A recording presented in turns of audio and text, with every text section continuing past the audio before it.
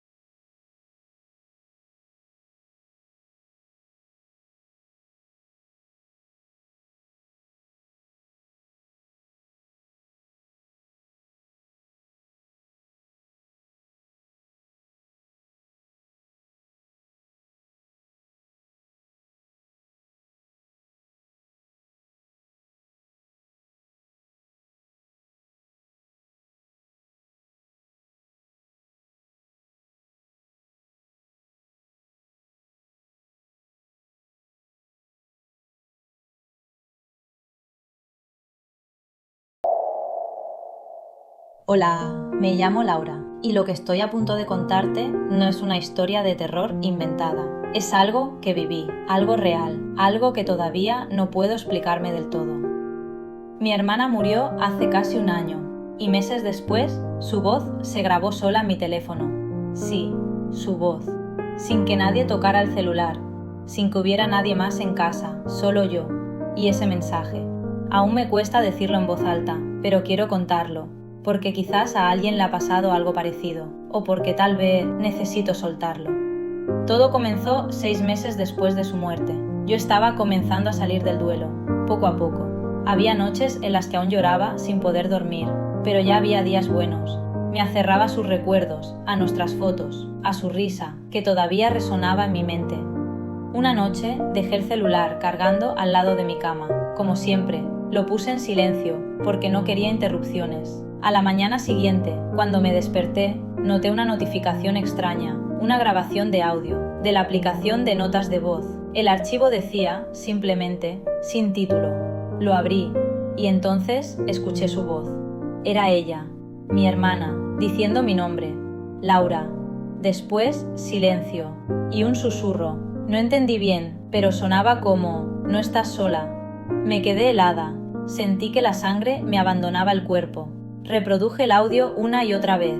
Era su voz, no cabía duda, su entonación, su forma de pronunciar mi nombre. Era imposible. Pensé que tal vez lo había grabado antes de morir, y por alguna razón se activó, pero revisé todos los archivos. No existía antes. La fecha de creación era de esa misma madrugada, a las 3:33 am. Yo dormía profundamente a esa hora, sola, sin mover el teléfono. Intenté convencerme de que era una falla del sistema, un error, tal vez una grabación antigua que se reactivó. Pero mi celular había sido formateado una semana antes. No tenía audios antiguos, nada guardado. Y entonces comenzaron a pasar más cosas.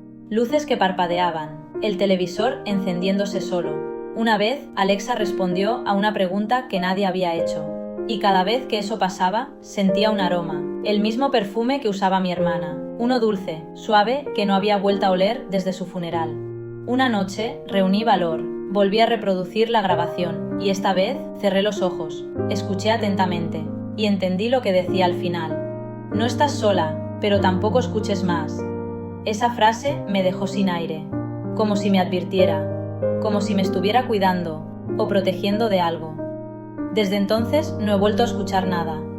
La grabación desapareció. Un día intenté volver a reproducirla y ya no estaba, ni en la nube ni en archivos eliminados, como si nunca hubiese existido. Pero yo la escuché una y otra vez, y a veces, cuando el silencio es absoluto, juro que aún oigo su voz en mi cabeza. No sé si fue una señal, una despedida final, una advertencia, pero desde ese día creo firmemente que hay algo más allá de la muerte, algo que no entendemos, algo que no controlamos, y que tal vez, en momentos de mucho amor o mucho dolor, logra atravesar la barrera. Quizás el lazo entre dos hermanas no muere con el cuerpo, quizás la energía permanece, quizás, solo quizás, los que se van encuentran la forma de decirnos que no estamos tan solos. Intenté buscar una explicación racional, una broma, un error del sistema, un malware, pero encontré algo más perturbador. No era el único.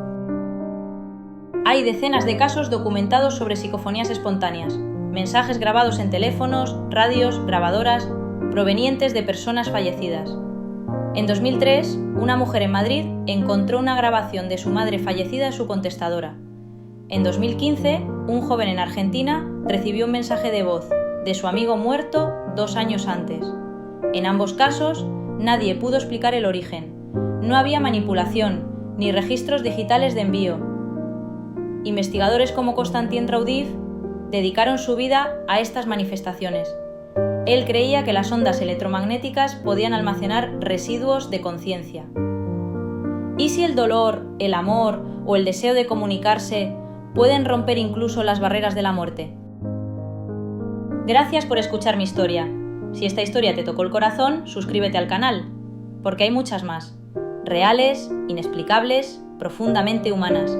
Y si tú también has vivido algo así, cuéntamelo en los comentarios. quiero leerte, porque tal vez entre todos logremos comprender que la muerte no es el final, es solo un cambio de frecuencia. ¿Y si un niño pequeño recordara su propia muerte? ¿Y si señalara el lugar exacto donde fue enterrado? ¿Describiera el arma del crimen?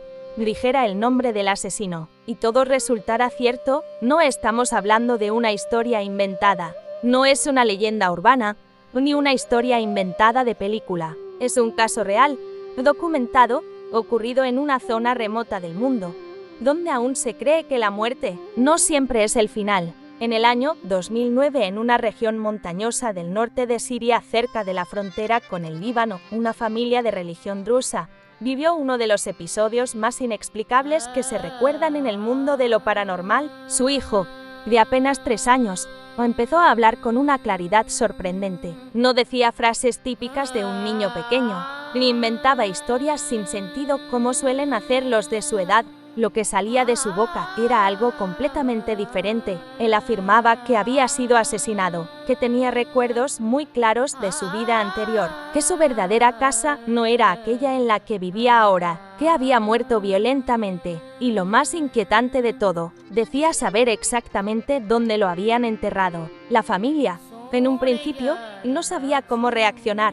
Pensaron que quizás el niño había escuchado algo, que tal vez repetía palabras sin saber lo que significaban. Pero con los días, esas frases se repetían, siempre con los mismos detalles, siempre con la misma seguridad. El niño no dudaba, no se corregía, no inventaba cosas nuevas cada vez. Era como si contara una historia que ya conocía de memoria. Decía que vivía en otra aldea, que un hombre lo había golpeado con un hacha, que lo había enterrado cerca de unos árboles, al lado de una casa con tejado de piedra, y que aún recordaba el rostro de quien lo mató. Lo más desconcertante es que el niño tenía una marca de nacimiento muy visible en la parte superior del cráneo, una línea hundida o alargada, justo en el lugar donde, según su relato, había recibido el golpe fatal. Los drusos creen que las marcas de nacimiento están directamente relacionadas con la forma en que morimos en la vida anterior, y en su cultura, la reencarnación no es una creencia,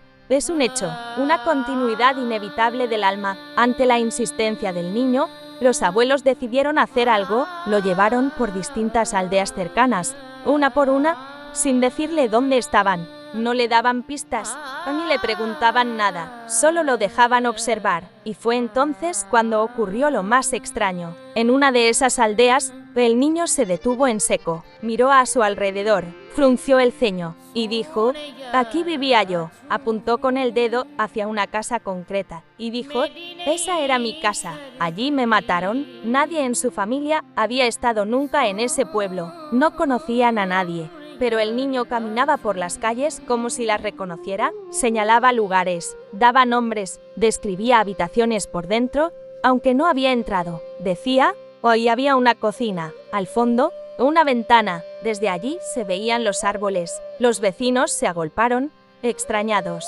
Algunos ancianos recordaban que, hacía unos años, un hombre del pueblo había desaparecido sin dejar rastro. Nunca se encontró su cuerpo. Nunca se supo qué ocurrió con él. La historia fue olvidada con el tiempo, hasta que ese niño, desconocido para todos, llegó diciendo que ese hombre era él, que lo mataron con un hacha, que lo enterraron detrás de la casa vieja y que sabía quién fue. Entonces, con la misma calma con la que uno señala una flor, apuntó a un hombre que estaba presente en la plaza. Uno de los vecinos dijo su nombre sin dudar y dijo, «Él fue, él me mató». El ambiente se congeló. Nadie hablaba, nadie respiraba. El acusado palideció. No dijo nada, solo bajó la mirada, pero no se marchó. La familia, junto con algunos habitantes del pueblo, decidió seguir al niño. Querían comprobar si todo aquello tenía algún sentido. Lo llevaron a la parte trasera de la casa abandonada que había señalado. El niño indicó 2 árboles y dijo, «Aquí me enterró». Con herramientas rudimentarias comenzaron a cavar. El suelo era duro, lleno de raíces, pero al cabo de un rato encontraron huesos humanos. Y no solo eso, también encontraron un objeto metálico oxidado. Era un hacha, con el filo mellado y restos de lo que parecía ser sangre seca y fragmentos óseos incrustados. El cráneo tenía una fractura visible, exactamente donde el niño tenía su marca de nacimiento. El silencio se hizo absoluto. Nadie se atrevía a decir nada. El hombre señalado por el niño seguía allí. Algunos se le acercaron, le preguntaron si sabía algo, si podía explicar lo que estaba pasando. Y entonces, sin que nadie lo forzara, dijo: «Yo no quería hacerlo». Esa fue su única frase. No hubo juicio, no hubo condena, pero todo el pueblo supo lo que había pasado. La familia del niño volvió a su aldea, perturbada pero aliviada. El niño, según contaron más tarde, comenzó poco a poco a olvidar lo ocurrido, como si la memoria de esa vida anterior se fuera desvaneciendo. Dejó de hablar del asesinato, dejó de mencionar nombres, empezó a comportarse como un niño normal. El caso fue investigado informalmente por el Dr. Eli Lasch, un médico alemán que trabajaba en el Ministerio de Salud de Gaza y que documentó decenas de casos similares. Fue él quien recogió los testimonios, confirmó los datos y los publicó en informes que hoy en día forman parte de estudios serios sobre reencarnación y memoria residual. Historias como esta no son únicas. En la tradición drusa se conocen muchos casos similares. Niños que recuerdan vidas pasadas, que reconocen objetos, que buscan a sus familias anteriores, que hablan idiomas que nunca aprendieron. Y siempre, esos recuerdos desaparecen alrededor de los 6 o 7 años. ¿Qué significa todo esto? Es posible que nuestra conciencia no muera con el cuerpo. ¿Podría la memoria sobrevivir a la muerte? ¿Y si lo que creemos que es el yo no es más que un pasajero que habita diferentes cuerpos a lo largo del tiempo? No hay una respuesta definitiva, pero la historia de este niño ha hecho reflexionar a miles de personas en todo el mundo. Porque no se trata de un caso lleno de efectos especiales, ni de posesiones espectaculares. Se trata de un niño normal, sin exposición mediática, sin influencia externa, que dijo lo que sabía y resultó tener razón. Quizás la reencarnación no sea una fantasía oriental. Quizás la vida, como la energía, no se destruye, solo se transforma. Y si es así, ¿quién fuiste tú antes de ser tú? Hola, soy la voz detrás de este canal. Hoy te traigo una historia real que parece sacada de otro mundo. Un hombre, declarado muerto no una ni 2, sino 6 veces, y volvió para contarlo. Quédate hasta el final, porque lo que descubrió en el otro lado podría cambiar la forma en que ves la vida y la muerte para siempre. Su nombre es Ismail Azizi. Su historia ha dado la vuelta al mundo, pero sorprendentemente, muy pocos conocen los detalles más inquietantes. Hoy te los revelaremos todos, y no, esto no es una dramatización, es real. Ismail nació en un pequeño pueblo rural en Tanzania, en una familia humilde. Desde pequeño, estuvo rodeado de tragedias. Su madre murió cuando él tenía solo 5 años y su padre, afectado por la pérdida, cayó en el alcoholismo. Pero nada podía preparar a Ismail para lo que vendría años después. Todo comenzó cuando tenía 27 años, una tarde normal, mientras trabajaba como ayudante de construcción.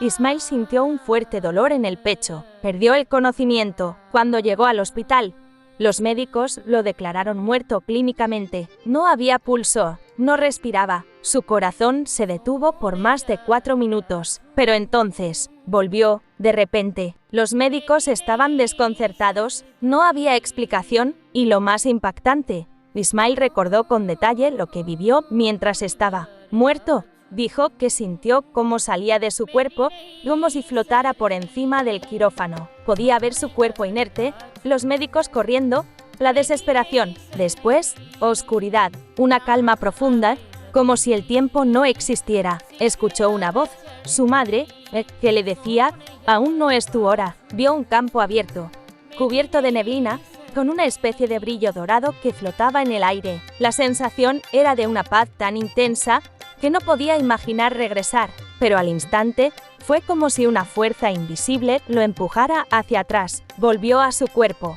justo cuando los médicos estaban a punto de certificar su fallecimiento. Esta fue la primera de 6 veces que Ismail moriría y regresaría. La segunda vez ocurrió un año después, Tras un accidente de tráfico, el vehículo en el que viajaba cayó por un barranco. El impacto fue brutal. Cuando llegaron los rescatistas, Ismail no tenía signos vitales. Estuvo muerto clínicamente durante casi 7 minutos. De nuevo, regresó. Esta experiencia fue mucho más intensa. Dijo que al morir, no sintió miedo, sino una especie de liberación. Todo su dolor físico desapareció y se vio flotando sobre la escena del accidente. Luego, todo se volvió blanco, no un blanco vacío, sino uno lleno de energía, de presencia, como si ese espacio tuviera conciencia propia. Vio a su abuela fallecida, de pie frente a un río. El agua no se movía, pero reflejaba imágenes del pasado. La abuela le sonrió sin hablar, le mostró momentos de su infancia e incluso recuerdos que él había olvidado por completo. Después, le dijo con voz clara: «No es tu momento, hijo. Tienes un propósito que aún no comprendes». En ese instante, Ismail sintió una sacudida, como si lo arrancaran de un sueño. Volvió a abrir los ojos. Estaba rodeado de médicos, uno de ellos llorando. Le dijeron que había estado sin signos vitales por demasiado tiempo y que nadie podía explicar cómo seguía con vida y sin daño cerebral alguno. A partir de ese día, Ismail cambió, tenía sueños extremadamente vívidos, empezó a tener visiones, predijo la muerte de un vecino, la enfermedad de su primo, incluso una tormenta que arrasaría parte de su aldea. Al principio, todos lo miraban con escepticismo hasta que los hechos se cumplieron. Su vida, desde ese punto, ya no fue normal. La tercera muerte fue aún más extraña. Durante una visita médica rutinaria, sufrió una reacción alérgica severa a un medicamento. Su cuerpo entró en shock. El corazón se detuvo por más de 5 minutos. Esta vez, no solo flotó, sino que sintió que estaba viajando, como si su conciencia se desplazara a través de un túnel, un espacio sin tiempo ni forma. Vio figuras, sombras altas, algunas humanas, otras imposibles de describir. No hablaban, pero lo observaban con intensidad. Algunas irradiaban paz, otras, de miedo. Una figura más brillante se le acercó y colocó su mano, si así puede llamarse, sobre su pecho. Sintió que algo se le transmitía, como si miles de pensamientos se comprimieran en un instante. Y entonces, escuchó: «Recuerda, estás aquí para comprender, no para temer». Volvió a la vida una vez más, y esta vez dijo algo inquietante: «Estamos siendo observados». Siempre. La cuarta muerte ocurrió mientras dormía. Su corazón se detuvo en plena noche. Fue su esposa quien lo encontró. Dijo que su cuerpo estaba frío, inmóvil. Llamó a emergencias, pero los paramédicos tardaron más de 15 minutos en llegar. Milagrosamente, cuando llegaron y lo conectaron, su corazón volvió a latir. Esta vez, Ismail habló de un sitio sin color. No era blanco ni negro. Era nada. No había tiempo.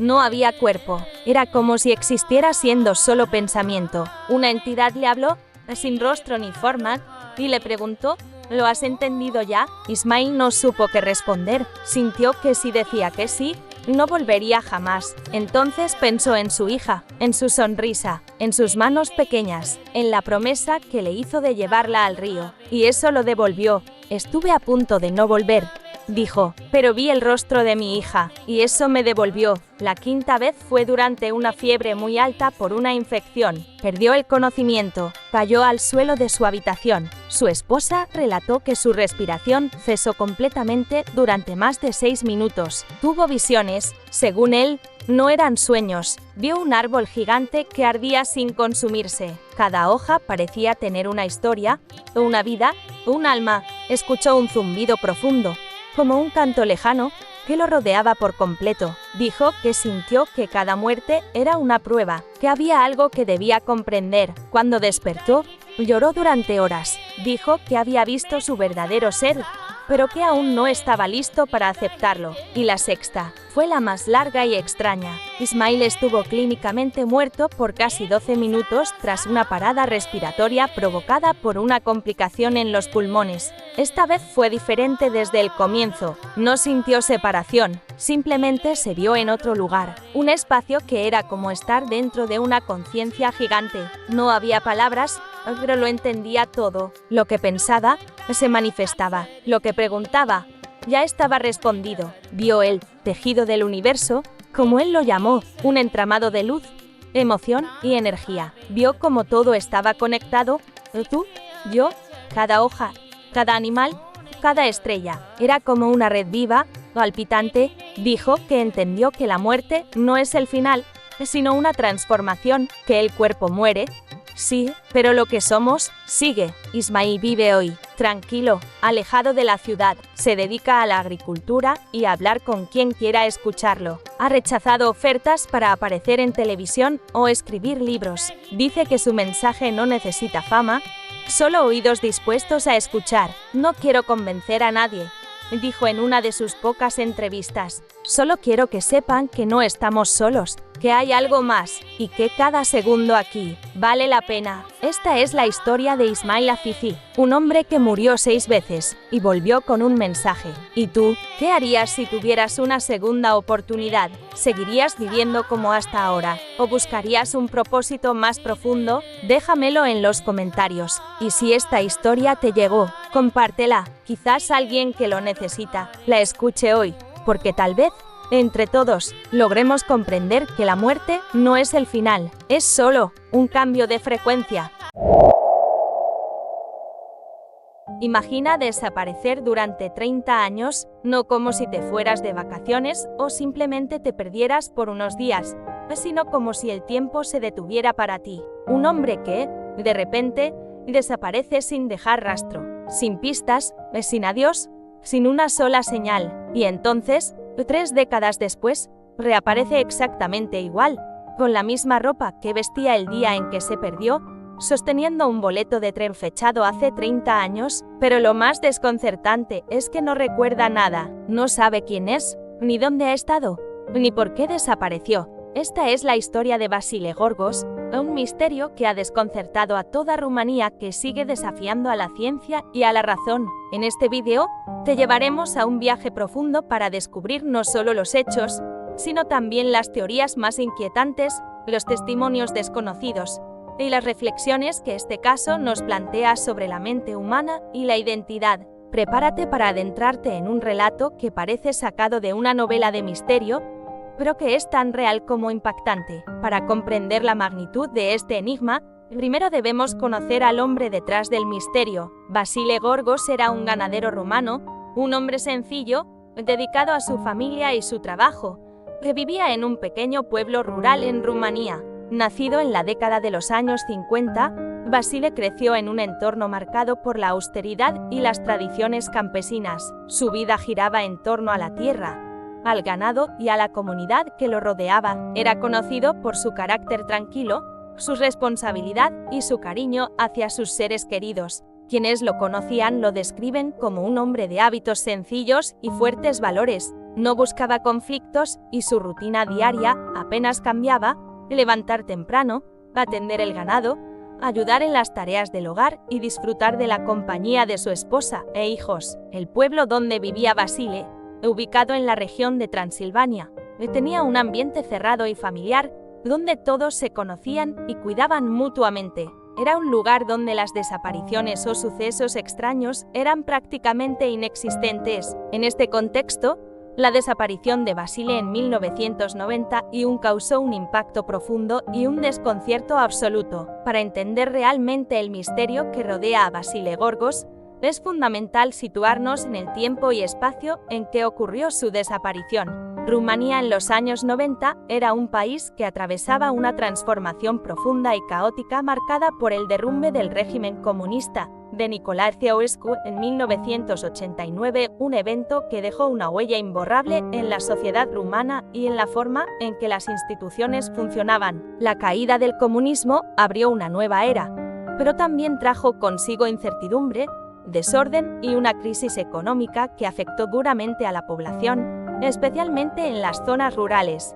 Los servicios públicos, incluyendo las fuerzas policiales, estaban en un estado de transición y debilidad. La corrupción y la falta de recursos dificultaban las investigaciones, y muchos casos quedaron sin resolver o ni siquiera fueron reportados adecuadamente. En los pueblos como aquel donde vivía Vasile, la gente vivía mayormente aislada del progreso tecnológico y de las ciudades. Las comunicaciones eran limitadas y las redes de apoyo institucional débiles o inexistentes. Esto generaba un ambiente propicio para que sucesos inexplicables quedaran sepultados en el silencio o en las leyendas populares. Además, la mentalidad de la época, impregnada todavía por años de censura y represión, hacía que muchos en la comunidad prefirieran evitar escándalos o problemas con las autoridades, confiando en la discreción y el cuidado mutuo para resolver asuntos delicados. Este contexto ayuda a explicar por qué la desaparición de Basile no solo impactó a su familia,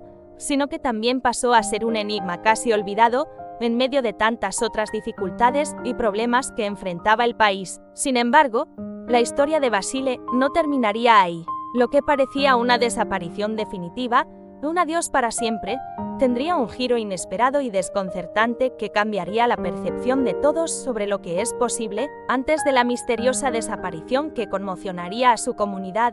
Basile Gorgos llevaba una vida tranquila y rutinaria, marcada por la sencillez y el trabajo constante. Como ganadero en un pequeño pueblo rural de Transilvania, su día comenzaba muy temprano, mucho antes de que el sol asomara en el horizonte. Se levantaba al amanecer para cuidar de sus animales, ordeñar las vacas, alimentar a las ovejas y asegurarse de que todas las labores en la granja se hicieran a tiempo. Era un hombre acostumbrado a la disciplina del campo, un estilo de vida que, para él, era tan natural como respirar. Basile estaba casado y tenía varios hijos, quienes eran el centro de su mundo. A pesar de las dificultades económicas de la época, se esforzaba para que su familia tuviera lo necesario. Sus vecinos los recuerdan como una persona amable y generosa, siempre dispuesto a ayudar y compartir lo poco que tenía. Era un hombre que disfrutaba de la simplicidad, conversar con los amigos en la plaza del pueblo, asistir a la iglesia los domingos y participar en las fiestas tradicionales que mantenían viva la cultura local. Su vida social, aunque limitada, era sólida y llena de pequeños momentos de alegría. Sin embargo, pese a esta aparente normalidad, algunos allegados mencionaron que, en los días previos a su desaparición, Basile parecía más callado de lo habitual. Algunos comentaron que lo vieron pensativo, como si algo lo preocupara profundamente, pero nadie logró saber qué era. Su rutina diaria continuaba sin mayores cambios, hasta que llegó aquel fatídico día de 1991 que nadie en el pueblo olvidaría jamás. Era un día como cualquier otro en el pequeño pueblo de Transilvania. Basile se levantó temprano, cumplió con sus tareas habituales y salió hacia la estación de tren local, aparentemente para hacer un viaje corto o cumplir algún compromiso que pocos conocían. Sin embargo, ese sería el último día en que alguien lo vería con vida, al menos hasta 30 años después. Según los testimonios de su familia y vecinos, Basile partió a la estación con su chaqueta y su maletín, pero nunca llegó a tomar el tren. Su desaparición fue un golpe inesperado y devastador para todos. Al principio, se pensó que quizás se había ido por su propia voluntad, que tal vez necesitaba alejarse de todo y reflexionar en soledad. Pero conforme pasaron los días, la incertidumbre creció y el miedo comenzó a instalarse. Las autoridades locales comenzaron una búsqueda que resultó infructuosa. Sin rastros ni pistas claras, el caso pronto se convirtió en uno más dentro del inmenso archivo de desapariciones sin resolver en un país en plena crisis. Los familiares organizaron patrullas, colocaron carteles y apelaron a la solidaridad de la comunidad, pero nada ni nadie podía dar una explicación lógica. Las semanas se convirtieron en meses y los meses en años. La esperanza se desvanecía con el paso del tiempo, dejando en su lugar una herida profunda y un enigma sin resolver. Nadie pudo imaginar que, 3 décadas después, la historia de Basile daría un giro que desafiaría toda lógica y toda explicación. Durante los 30 años en los que Basile Gorgos permaneció desaparecido, las teorías sobre su paradero y destino se multiplicaron, desde explicaciones racionales hasta las más insólitas y misteriosas. La ausencia de pruebas concretas abrió la puerta a la imaginación y al temor colectivo, dando lugar a un abanico de hipótesis que intentaban explicar lo inexplicable. Se sugirió que Basile, quizás afectado por algún trauma o problema personal, habría decidido alejarse de su familia y su comunidad, empezando una nueva vida en algún lugar desconocido. Esta teoría, aunque plausible, no pudo explicar el hallazgo posterior que contradijo esta idea. Rumanía en esos años atravesaba situaciones de inseguridad y violencia, sobre todo en zonas rurales alejadas, y se especuló que Vasile pudo haber sido víctima de un crimen, tal vez ocultado o encubierto. Sin embargo, la falta de evidencias o cuerpos desaparecidos desató dudas sobre esta hipótesis. Algunos vecinos del pueblo comenzaron a hablar de avistamientos de figuras extrañas en el bosque cercano, luces misteriosas y sonidos inexplicables. Se habló incluso de que Vasile podría haber sido víctima de un fenómeno sobrenatural, como un secuestro alienígena o un viaje temporal involuntario. Estas especulaciones se entrelazaban con la tradición oral y las leyendas locales, donde lo inexplicable y lo místico forman parte del tejido cultural. Los relatos crecieron con el tiempo, transformando a Vasile en una figura casi legendaria, un hombre atrapado entre mundos, desaparecido y reaparecido sin memoria ni explicación. Mientras tanto, la ciencia y la policía continuaban sin respuestas claras, atrapadas en un caso que desafiaba sus métodos y certezas. Este clima de misterio y dudas alimentó durante décadas la atención sobre el caso, hasta que en 2021, algo ocurrió que cambió radicalmente la historia. Después de más de 30 años de ausencia, cuando todos habían asumido que Vasile Gorgos estaba perdido para siempre, ocurrió un suceso que dejó perplejos a todos. En el año 2021, una figura apareció caminando por la estación de tren del mismo pueblo donde desapareció. Nadie esperaba que el hombre que había desaparecido 3 décadas atrás regresara así,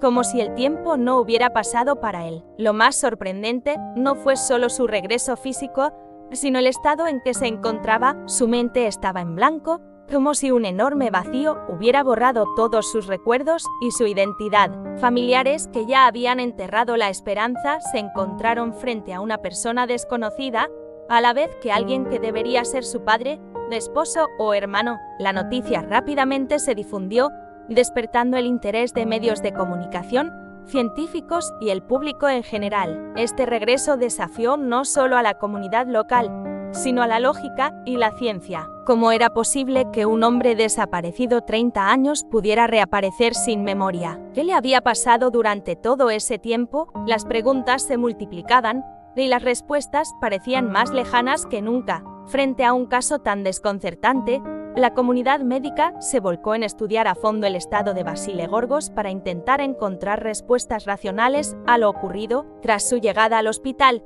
fue sometido a múltiples pruebas neurológicas, psicológicas y físicas. Los expertos determinaron que Vasile sufría de una amnesia retrógrada profunda, un tipo de pérdida de memoria que afecta la capacidad para recordar eventos pasados. Sin embargo, lo excepcional era la duración y profundidad de esta amnesia, que no solo borró sus recuerdos recientes, sino prácticamente toda su vida anterior. Se consideró también la posibilidad de un trastorno disociativo, una condición mental que puede surgir tras un trauma extremo y que lleva a la desconexión con la propia identidad y recuerdos. Sin embargo, no había indicios claros de un trauma reciente o de factores desencadenantes evidentes. Las resonancias magnéticas y otros estudios cerebrales no mostraron daños estructurales evidentes, lo que descartaba lesiones traumáticas o enfermedades neurodegenerativas comunes. Esto aumentó el misterio, pues no había una causa física clara para su estado.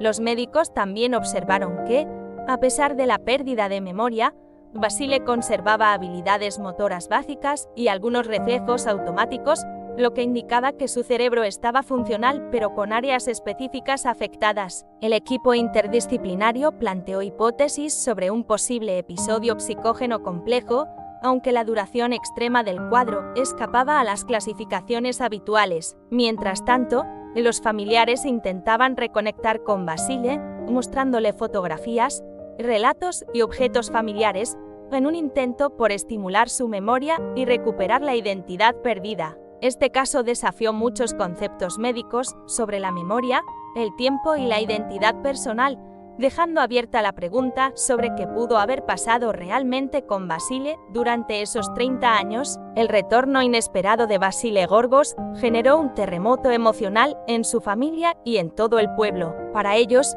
su regreso fue a la vez un milagro y un misterio que desafiaba toda lógica. Su esposa, quien había vivido décadas en la incertidumbre y el dolor de su pérdida, se enfrentó a una realidad profundamente compleja. Por un lado, estaba el hombre que amaba, físicamente presente. Por otro, un desconocido que no recordaba sus años juntos, sus hijos, ni su vida compartida. Los encuentros eran a menudo emotivos y dolorosos, cargados de preguntas sin respuestas y de una sensación de vacío imposible de llenar. Los hijos, que habían crecido sin su padre, experimentaron una mezcla de alegría, confusión y tristeza. Para muchos, Basile era una figura del pasado, casi una leyenda familiar, y ahora tenían delante a un hombre con la memoria perdida, incapaz de conectar con ellos de manera plena. Intentaron ayudarlo, mostrarle fotos y contarle historias, pero el muro de la amnesia parecía impenetrable. En la comunidad,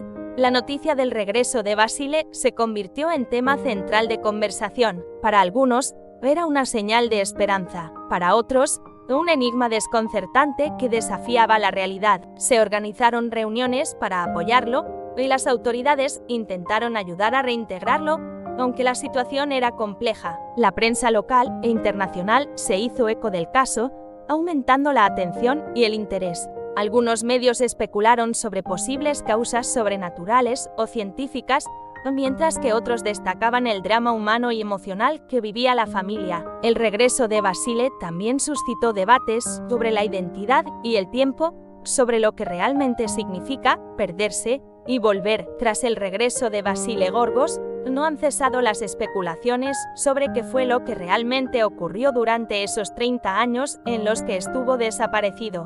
Además de la explicación médica oficial basada en la amnesia, han surgido varias teorías que intentan arrojar luz sobre este enigma. Una de las hipótesis más discutidas es la posibilidad de un fenómeno relacionado con el tiempo, una especie de desplazamiento temporal o un viaje en el tiempo involuntario. Algunos investigadores y expertos en fenómenos paranormales han señalado que el hecho de que Basile apareciera en la misma estación de tren donde desapareció, vestido con la ropa y boleto de hace 30 años, podría indicar una ruptura en la línea temporal, algo que la ciencia aún no comprende completamente. Otra teoría apunta a que Basile pudo haber sido víctima de algún experimento secreto o tecnología desconocida. Rumanía, como parte del bloque del Este durante la Guerra Fría, estuvo bajo vigilancia e influencia de potencias que realizaban experimentos científicos y militares en secreto. Algunos sugieren que Basile pudo haber sido involuntariamente involucrado en uno de estos experimentos, lo que explicaría su desaparición prolongada y su regreso sin recuerdos. Además, existen versiones más esotéricas que hablan de intervención de entidades o fuerzas sobrenaturales. En la tradición popular rumana, los bosques y montañas cercanas están llenos de leyendas sobre espíritus, seres de otra dimensión y portales ocultos. Algunos lugareños sostienen que Basile pudo haber cruzado un umbral invisible hacia otro mundo y que su regreso representa una frontera entre realidades paralelas. Por último, no faltan los que mantienen la teoría más pragmática, que Basile estuvo cautivo o perdido en algún lugar remoto, quizás en un estado alterado de conciencia o sobrevivencia extrema, y que su retorno fue el resultado de circunstancias aún desconocidas para el público. Cada una de estas teorías aporta una pieza más al complejo rompecabezas que es el caso de Basile Gorgos, pero ninguna ha logrado ofrecer una explicación definitiva. Lo que sí es seguro es que su historia seguirá fascinando y desconcertando a generaciones, un misterio que mezcla ciencia, leyenda y emociones humanas. ¿Crees que conoces la realidad? Prepárate para descubrir los fenómenos más inexplicables y escalofriantes que han ocurrido en España. Historias reales que desafían la lógica, donde lo paranormal, lo oscuro y lo misterioso se entrelazan. Desde voces que emergen del vacío, sombras que absorben la luz, hasta seres que no pertenecen a este mundo. Acompáñame en este viaje por 10 casos reales que abrirán tu mente y pondrán a prueba tu conciencia. ¿Estás listo para lo que vas a escuchar? Porque lo que estás a punto de descubrir puede cambiar para siempre tu forma de ver la realidad. En 1992, la Policía Nacional de España escribió algo insólito en un informe oficial: fenómenos extraños, inexplicables, presenciados por todos los agentes aquí presentes. ¿Fue un error? ¿Una broma? No, solo era el resultado de algo aterrador que ocurrió en una casa común, con una familia común, y que sigue sin explicación más de 30 años después. Hoy te voy a contar ese caso. Y no será el único. Hay cosas que han pasado en España que desafían toda lógica. El expediente Vallecas. Estefanía Gutiérrez, Madrid de 1991. En abril de ese año, Estefanía Gutiérrez Lázaro, una adolescente de 18 años del barrio madrileño de Vallecas, jugaba con una ouija en su instituto junto a unas amigas. El objetivo, contactar con el novio fallecido de una de ellas. La sesión fue interrumpida por una profesora, quien rompió el tablero, pero algo, según todas las presentes, se había abierto y no se cerró.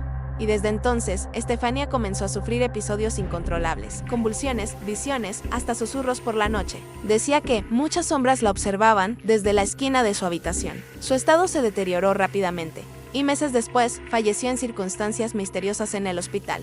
La autopsia no reveló causa clara. Oficialmente, muerte súbita por parada cardiorrespiratoria, sin ningún origen determinado, pero lo más aterrador ocurrió después de su muerte. La familia Gutiérrez comenzó a escuchar golpes nocturnos, puertas que se abrían solas, cruces en las paredes que se giraban, incluso fotografías que aparecían quemadas sin explicación.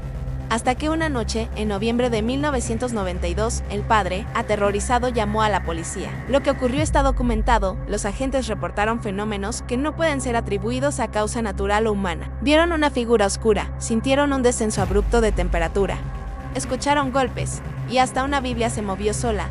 Todo esto quedó por escrito en un acta oficial de intervención policial. Es, hasta hoy, el único caso en la historia de España donde un documento policial habla de actividad paranormal. Y no es una leyenda urbana. El acta se puede leer, está sellada, firmada, atestiguada por varios agentes. El caso inspiró la película Verónica. Pero la realidad es aún más inquietante, porque después de eso, la familia se fue de la casa. Y nunca más volvió, dejando atrás esa pesadilla hecha realidad y que siempre los acompañara en su vida. Las caras de Belmes, Jaén, 1971. Un día, en el suelo de la cocina, apareció una cara. Pensaron que era una mancha, pero al limpiarla, volvió a salir. Luego otra y otra cara más, con expresiones distintas, cambiando con el tiempo.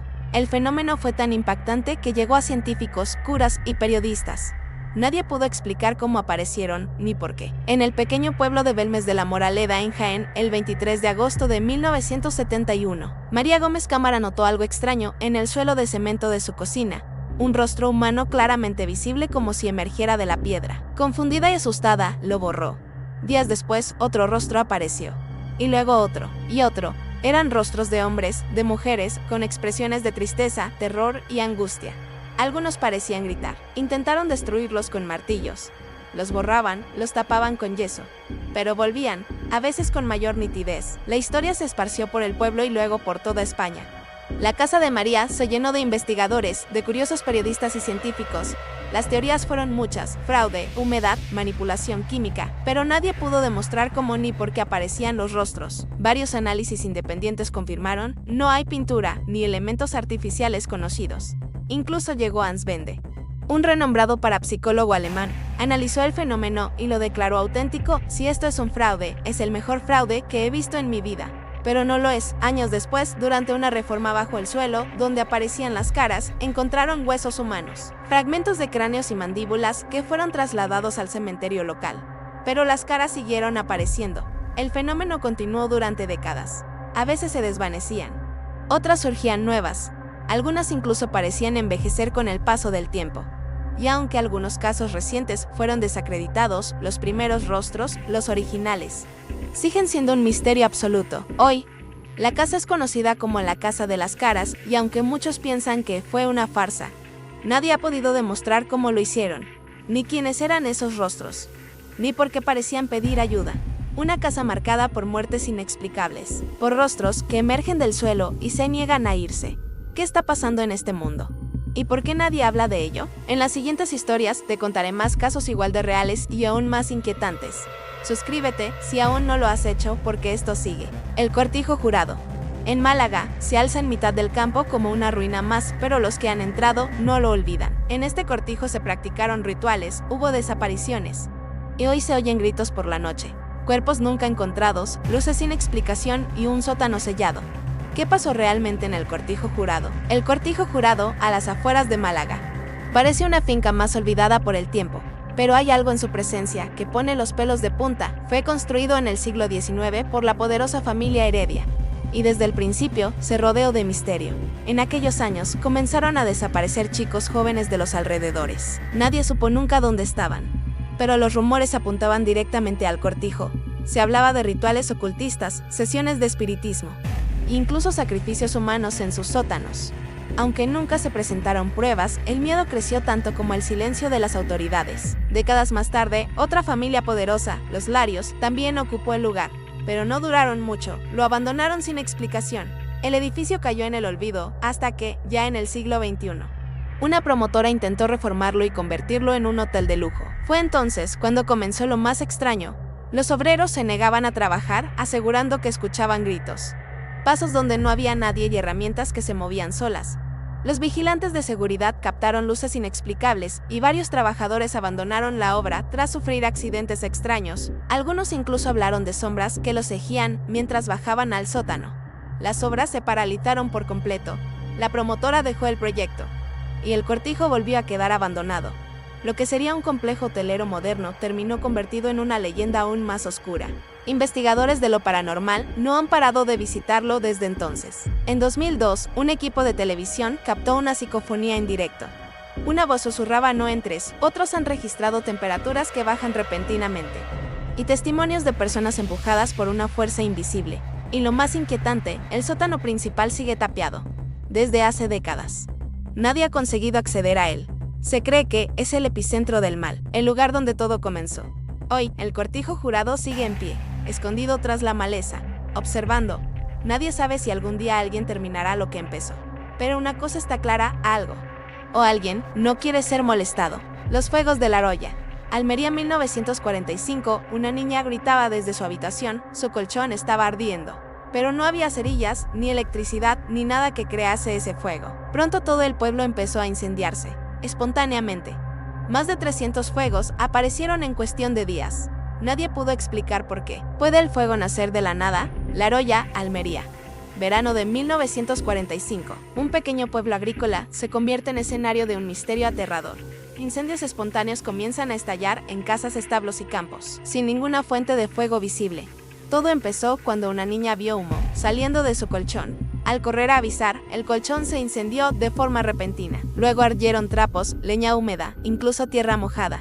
La Guardia Civil acudió y fue testigo de algunos fuegos que surgieron en cuestión de segundos ante sus propios ojos. Más de 300 incendios ocurrieron en 2 semanas.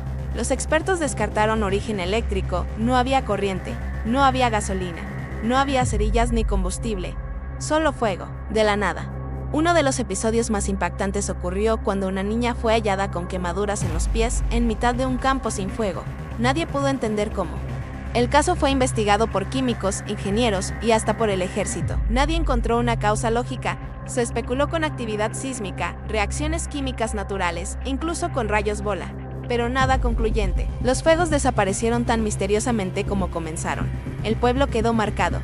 Algunos ancianos aún hoy recuerdan el terror que se vivió y aseguran que fue el demonio. Otros simplemente no hablan de ello. Lo cierto es que lo que ocurrió en La Roya sigue sin tener una explicación racional. Un caso olvidado que arde en el misterio. La isla de San Borondón, Islas Canarias, 1759. Hay una isla que aparece en el mar y luego desaparece. Ha sido fotografiada, dibujada en mapas e incluso enviada a investigar por orden real, pero oficialmente no existe. Los marineros aún la ven desde las costas de Canarias. ¿Y si hay una tierra escondida justo frente a nosotros? Desde hace siglos marineros de las Islas Canarias han hablado de una tierra fantasma, la isla de San Borondón. Aparece al oeste de La Palma o El Hierro, y luego desaparece. El mito nace del monje irlandés San Brandán, quien en el siglo VI narró un viaje a una isla que flotaba en el océano, llena de animales extraños y que desaparecía cuando se intentaba alcanzarla. Parecía leyenda, hasta que comenzaron a surgir testimonios reales. En 1759, una comisión enviada por el rey Fernando VI registró haberla visto claramente durante horas. En 1958, una avioneta la fotografió. Y en 1967, un periodista captó una imagen donde se ve una silueta de isla que no existe en ningún mapa. Y aún hoy, hay pescadores que aseguran haberla divisado. El fenómeno ha sido estudiado por científicos y cartógrafos. Algunos creen que podría tratarse de un espejismo óptico, una ilusión atmosférica llamada Fata Morgana. Otros no están tan seguros cómo explicar que aparezca en fotografías. o que siempre se vea desde lugares diferentes? San Borondón no aparece en ninguna carta náutica oficial, pero ha sido dibujada en mapas antiguos. Y aunque ningún satélite la ha registrado, los avistamientos siguen apareciendo esporádicamente, como si fuera un lugar que solo se deja ver cuando quiere. ¿Es una isla oculta? ¿Un pliegue en la realidad? ¿Una puerta a otro lugar? Nadie lo sabe. Pero si algún día, mirando al horizonte desde Canarias, ves tierra donde no debería verla, podrías estar viendo San Borondón. La aldea maldita de Ochate, Burgos 1960, una aldea entera desapareció tras una serie de epidemias imposibles. Hoy solo quedan ruinas. Nadie vive allí, pero algunos afirman escuchar campanas que ya no existen ni luces en lo alto de la torre. ¿Qué maldición cayó sobre Ochate? En el corazón del condado de Treviño. En Burgos se encuentra Ochate, un conjunto de ruinas cubiertas por la maleza.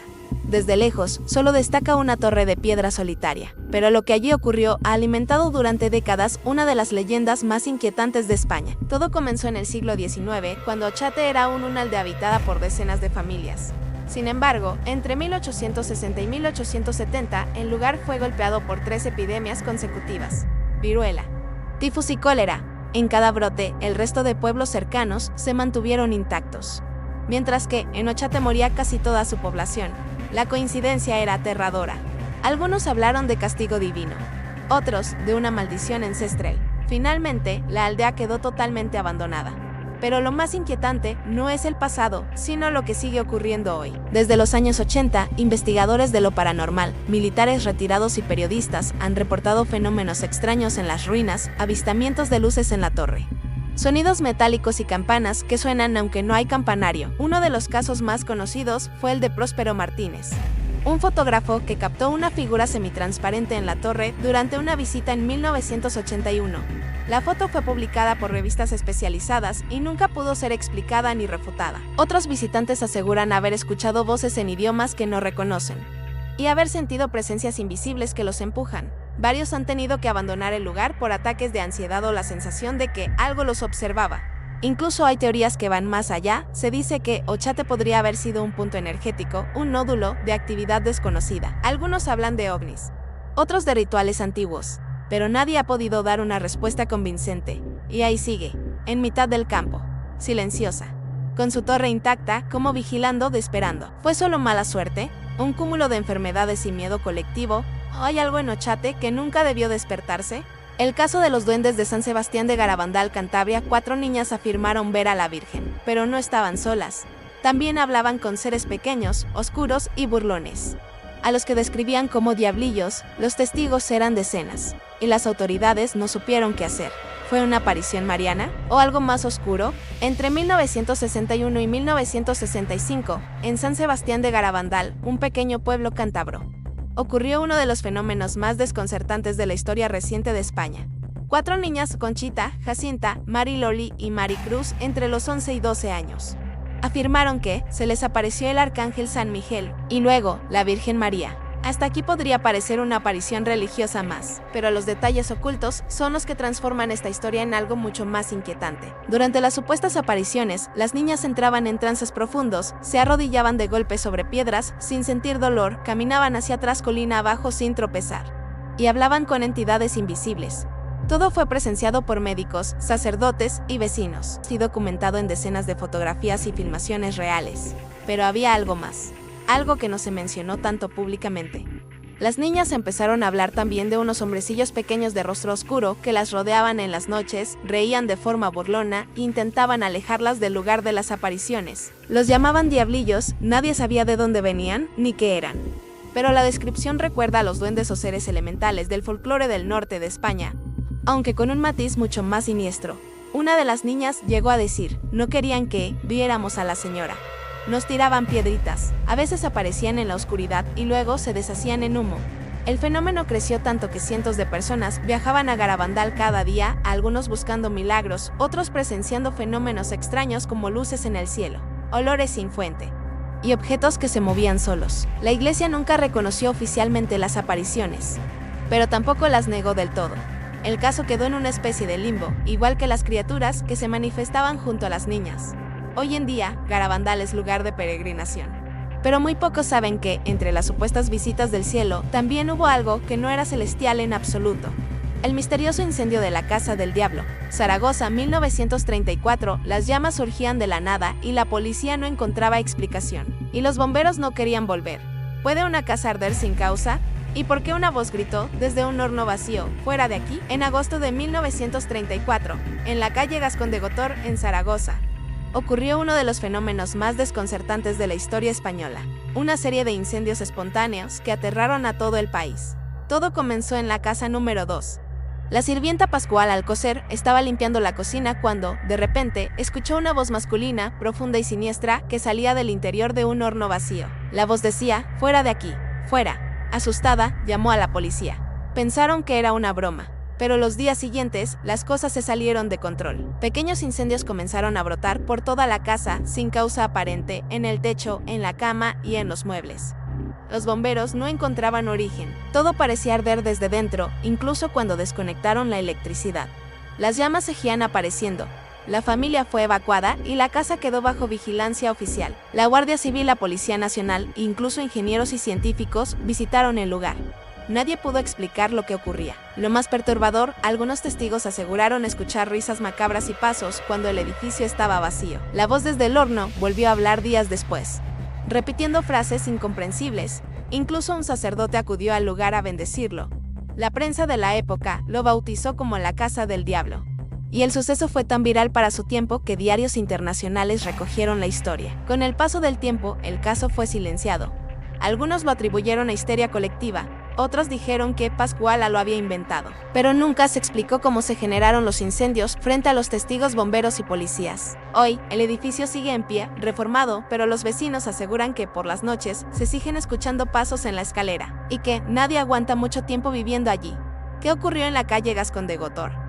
¿Fueron fenómenos paranormales, bromas demasiado elaboradas o algo que desafía toda lógica? La sombra del monasterio de Piedra Zaragoza dicen que en el monasterio de Piedra hay una sombra que se aparece al caer la noche. No es humana, no tiene forma definida, pero su presencia hiela la sangre. Muchos han escapado del lugar sin poder explicar qué vieron. En el histórico monasterio de Piedra, ubicado en la provincia de Zaragoza, se han documentado desde hace décadas relatos inquietantes sobre una presencia oscura que ronda sus pasillos y jardines. Visitantes y trabajadores han contado que, durante las horas nocturnas, una sombra difusa pero imponente aparece en distintos puntos del complejo. No tiene forma humana, es una mancha negra que se desplaza lentamente y parece absorber la luz a su alrededor. Lo más perturbador es que esta sombra no solo provoca miedo, sino que causa sensaciones físicas, frío intenso, mareos e incluso pérdida momentánea de la visión. Un guardia nocturno, tras varias experiencias, abandonó su puesto abruptamente y no quiso volver a hablar del asunto. Otro visitante grabó en video una figura oscura que parecía observarlo desde la esquina de una galería. Aunque la grabación mostraba solo oscuridad, las leyendas apuntan a que esta sombra sería el alma de un monje que fue ejecutado injustamente por herejía en el siglo XVI. Su espíritu, cargado de ira y tristeza, no encontró descanso y quedó atrapado en el monasterio. El lugar es uno de los más visitados por turistas, pero de noche pocos se atreven a permanecer en él. La sombra es la advertencia viva de un pasado oscuro que aún no se ha disipado. El hombre del cuadro maldito de La Coruña, 1999, una familia cambió de casa y decidió colgar un cuadro antiguo en la sala. Desde entonces, los relojes se detenían a la misma hora. El perro aullaba cada noche mirando la pintura y su hija comenzó a hablar sola. La familia se mudó a una casa de vieja construcción cerca del centro histórico. Durante la mudanza, entre objetos heredados del abuelo, encontraron un cuadro sin firma, un retrato al óleo de un hombre serio, con ojos profundos y expresión melancólica. Aunque les parecía algo perturbador, decidieron colgarlo por su valor antiguo. Desde ese momento, cosas extrañas comenzaron a ocurrir. El perro de la familia evitaba pasar por el salón donde colgaron el cuadro, y por las noches se quedaba mirando fijamente hacia él, aullando sin parar. Los relojes de la casa comenzaron a detenerse exactamente a las 3:33 am, sin explicación. Pero lo más inquietante fue la hija pequeña, de apenas 6 años. Comenzó a hablar sola en el pasillo como si tuviera un amigo invisible. Cuando sus padres le preguntaban con quién hablaba, ella respondía con el señor triste del cuadro. Dice que no quiere estar más solo. Al principio pensaron que era imaginación, pero una noche la niña se despertó gritando, asegurando que el hombre del cuadro había salido y estaba en su habitación. Dijeron que era una pesadilla hasta que encontraron marcas de barro en el suelo. como si alguien hubiera caminado descalzo por el pasillo viniendo del salón. Intentaron quitar el cuadro, pero cada vez que lo bajaban, un olor fétido llenaba la habitación. Y la radio se encendía sola, reproduciendo estática. Finalmente, acudieron a un investigador de lo paranormal. Al analizar la pintura, descubrieron que estaba pintada sobre otro lienzo más antiguo. Al retirarlo con cuidado, apareció una figura demoníaca cubierta en rojo con símbolos que el investigador describió como de orígenes basados en rituales. El cuadro fue retirado de la casa, bendecido y almacenado en un museo local donde está fuera de exhibición. Desde que lo sacaron, todo volvió a la normalidad. Pero el investigador que trató el caso aseguró que, al mirar a los ojos del retrato por última vez, le pareció ver al hombre sonreír ligeramente. Lo que acabas de escuchar es solo una pequeña parte de los secretos que esconde nuestra realidad. ¿Crees que puedes enfrentarte a lo desconocido? No cierres los ojos todavía, porque hay mucho más esperando ser descubierto. Suscríbete, activa la campana y prepárate para seguir explorando estos enigmas que pocos se atreven a contar. La verdad está ahí fuera, solo hay que querer verla. Subió tejados, cruzó ríos congelados, atravesó muros y dejó huellas de pezuña grabadas en la nieve. No hay fotos, no hay explicación, solo un rastro imposible que apareció de la nada. Esto ocurrió de verdad, y hasta hoy nadie sabe qué lo causó. Bienvenido a las huellas del diablo. Una mañana helada de febrero de 1855, en el corazón del condado de Devon, Inglaterra, los habitantes despertaron con algo imposible frente a sus casas. Tras una intensa nevada nocturna, un manto blanco intacto cubría tejados, caminos y campos. Unas imágenes aterradoras cubrían la nieve. Una línea interminable de huellas con forma de pezuña, grabadas en la nieve como si algo o alguien las hubiera dejado durante la noche.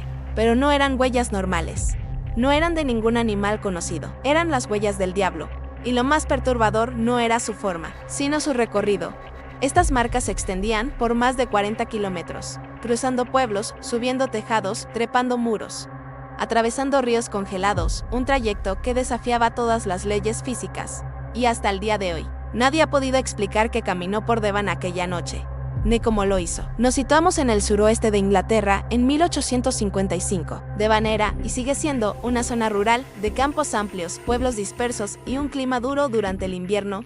Era una Inglaterra profundamente religiosa.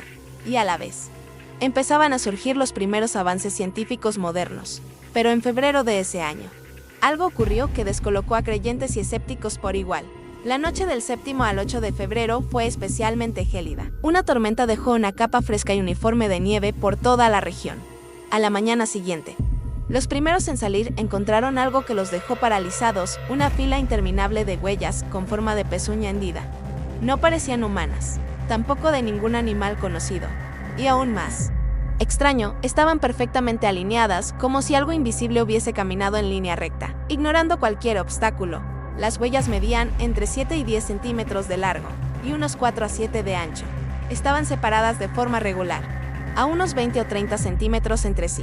Pero lo más inquietante era dónde aparecían. Subían por las paredes de las casas, cruzaban tejados, atravesaban graneros cerrados, saltaban muros de hasta 2 metros. Llega lo imposible, llegaban al borde de ríos congelados, desaparecían, y luego reaparecían al otro lado, como si la criatura hubiera flotado. Algunos testimonios hablaban incluso de huellas que cruzaban lagos, tejados dobles o jardines amurallados. No había signos de arrastre, ni otros tipos de pisadas. Solo esa secuencia perfecta de pezuñas, y no era un caso aislado. Más de 30 pueblos reportaron el mismo fenómeno esa mañana. El recorrido total, entre 40 y 60 kilómetros. Los periódicos como el Exeter y Plymouth Gazette recogieron la noticia pocos días después, el 24 de febrero de 1855. El misterio ya era de dominio público. Los aldeanos estaban aterrados. Muchos no dejaron salir a sus hijos. Algunos rezaban colectivamente, pensando que era una advertencia de Dios. Un testigo escribió: vi las huellas cruzando mi establo, subían por el muro vertical y bajaban al otro lado como si la gravedad no importara.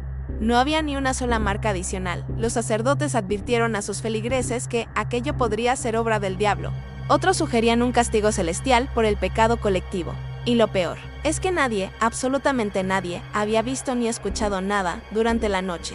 Solo el silencio y la nieve. Con el paso de los días surgieron teorías racionales. Algunos naturalistas sugirieron que podían ser ratas gigantes caminando en fila. Otros culparon a tejones. Incluso se llegó a decir que un canguro había escapado de un zoológico. Pero ninguna de esas teorías encajaba, ni por el tamaño, ni por la distancia recorrida, ni por los lugares donde aparecían las huellas. También se dijo que podrían ser aves zancudas caminando en línea recta, pero las huellas eran demasiado profundas, demasiado uniformes y no había marcas de alas. Otros intentaron explicar el fenómeno como una formación natural en la nieve provocada por el viento, pero los testigos que vieron las huellas de cerca descartaron rápidamente esa opción. Era como si un solo ser con pezuñas caminara sin detenerse durante toda la noche y donde no podía caminar flotaba. ¿Y si no era de este mundo? Aquí es donde entran las teorías esotéricas y paranormales. Para muchos, las huellas tenían un claro símbolo, la forma de la pezuña bíblica del diablo. Se decía que era una señal, una advertencia de que algo había visitado la Tierra esa noche. Algunos investigadores paranormales actuales sugieren que pudo tratarse de una entidad interdimensional, capaz de atravesar obstáculos sin tocar el suelo. Otros creen que era una manifestación inteligente, una forma de energía, dejando un rastro físico para ser notada. También se ha relacionado el caso con supuestos experimentos ocultos o fenómenos relacionados con el electromagnetismo. Pero lo cierto es que, hasta hoy, ninguna explicación ha logrado resolver el misterio. No existen fotografías del evento. Era 1855, pero sí hay dibujos, mapas y más de 100 testimonios por escrito. El misterio fue tan impactante que el escritor Charles Fort lo incluyó en su colección de casos inexplicables. Y aún hoy es uno de los enigmas más extraños registrados en la historia moderna. Cada cierto tiempo se intentan recrear las condiciones de esa noche. Se comparan con casos similares ocurridos en otros países, en otras épocas, pero nada se ha acercado a lo que pasó en Devon. Más de 150 años después, las huellas del diablo siguen siendo un misterio sin resolver. No hay pruebas concluyentes, solo marcas y testimonios. Y una pregunta que nadie ha podido responder: ¿qué caminó sobre Devon aquella noche helada de 1855? ¿Fue un fraude masivo? ¿Una criatura desconocida? ¿Un fenómeno atmosférico aún sin explicación? ¿O una visita real desde el otro lado? ¿Tú qué crees? Déjame tu teoría en los comentarios. Si quieres seguir explorando misterios reales que desafían toda lógica, suscríbete, porque esto apenas comienza.